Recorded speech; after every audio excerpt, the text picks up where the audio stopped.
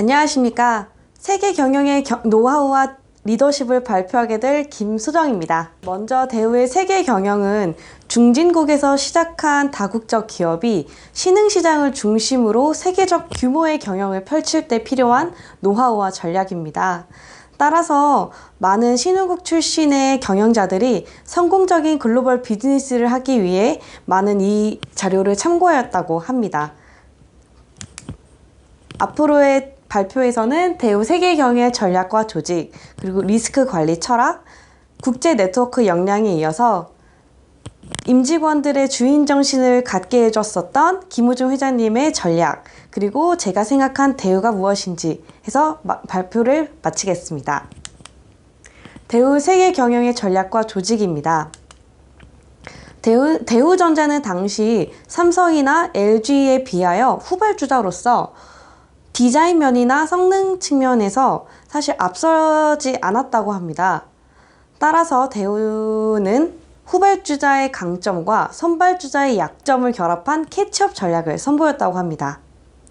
대우가 진출한 국가는 주로 식민지 경험을 갖춘 국가였는데요. 따라서 해당 국가에 진출했을 때 같은 경험을 가지고 있었던 한국에 대해 경계심이 상대적으로 선진국보다 적어 이러한 기회 요인을 붙잡아서 동남아시아나 아프리카 지역에 진출할 수 있었다고 합니다. 또한 후발주자로서 공장을 지었기 때문에 선진국보다 좀 더 자동화된 시스템을 보유할 수 있었다고 합니다. 따라서 유연한 수요 조절이 가능했고, 또한 2, 3교대 업무를 통해 변화하는 수요량을 적시적소에 파악할 수 있었다고 합니다.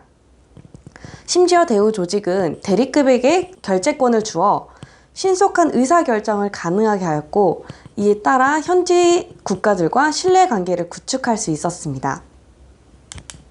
다음은 리스크 관리 철학입니다. 대부분 경영학에서는 기업의 성장과 리스크 관리 부분을 따로 배워요. 하지만 대우에서는 이러한 두 가지 전략을 함께 할 수 있는 방법이 있다고 합니다. 바로 50대 50 원칙입니다. 신흥시장에서 돈을 벌면 그 50%만 회사 이익으로 하고 나머지 50%는 그 나라를 위해 투자하는 전략입니다.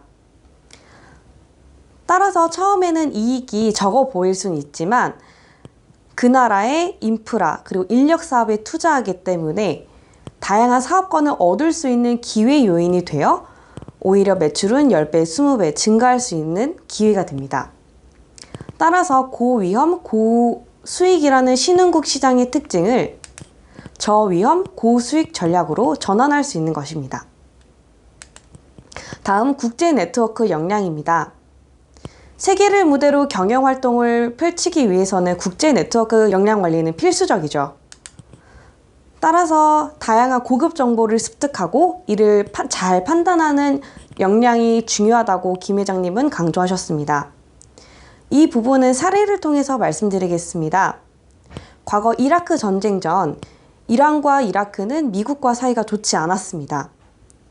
따라서 많은 기업들이 이란에서의 사업을 철수하고 있었는데 이때 당시 전 미국 국무장관인 키신저가 김우중 회장님께 이란 사업을 유지하라고 고급 정보를 흘려주게 됩니다. 이를 들은 회장님은 이란이 외환 수급에 어려움을 갖고 있음에도 불구하고 거래처 대금을 천연자원으로 받는 전략을 통해서 이란 사업을 유지하게 됩니다. 이로 인해 많은 기업들이 철수했던 이란 시장을 선점할 수 있는 계기가 되었습니다. 따라서 누군가의 소개로 새로운 사람을 알게 되었을 때 지속적인 관계로 유지하기 위해서 서로의 어드바이저 역할을 하고 그리고 가족을 한국에 초대하면서 지속적인 관심과 노력이 필요하다고 강조하셨습니다. 리더로 살아가는 법입니다. 대우의 사원은 창조, 도전, 희생입니다. 이로 인해 조직이 잘 흘러가기 위해서는 직원들의 주인 정신이 매우 중요한데요. 김우중 회장님이 직원들에게 주인 정신을 심어주었었던 전략은 3가지에 있습니다. 첫 번째는 능력의 리더십입니다. 많은 직원들이 오랜 시간 연구를 해서 김 회장님에게 보고를 드릴 때 해당 사업이 리스크 관리 전략은 어떻게 해야 되는지, 미래 발전 비전은 어떻게 삼아야 되는지 이러한 부분들을 알려주시면서 업무에 있어서만큼은 정말 믿고 따를 수 있는 탁월한 리더십을 보여주셨습니다. 두 번째는 리더의 희생입니다. 김 회장님은 세계 어느 곳을 방문하시던 호텔 200불 이하에서만 표를 묵으셨다고 하십니다. 이처럼 불필요한 경비는 최대한 아끼는 것을 강조하셨습니다. 마지막으로는 많은 현장을 최대한 다 방문하시면서 직원들과 1대1 관계를 유지하였고 그들의 능력을 인정하고 많은 기회를 주셨다고 합니다. 이 세 가지 전략이 김우중 회장님이 대우를 이끌 수 있었던 전략이라고 생각합니다.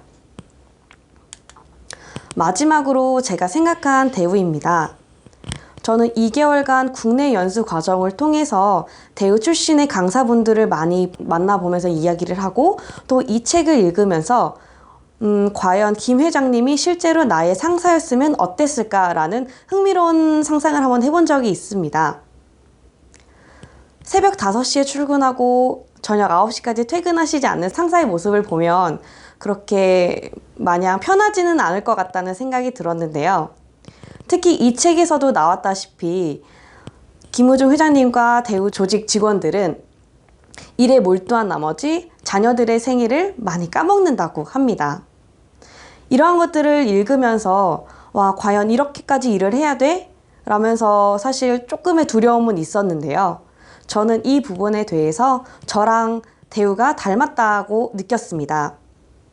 사실 저는 GIBM을 들어오기 전에 고등학교를 졸업 후 바로 은행이라는 곳에 취업을 먼저 하여 사회 경험을 먼저 시작했습니다. 당시 고졸 은행원으로서 저도 남들이 가지 않는 길을 개척한다고 느꼈습니다.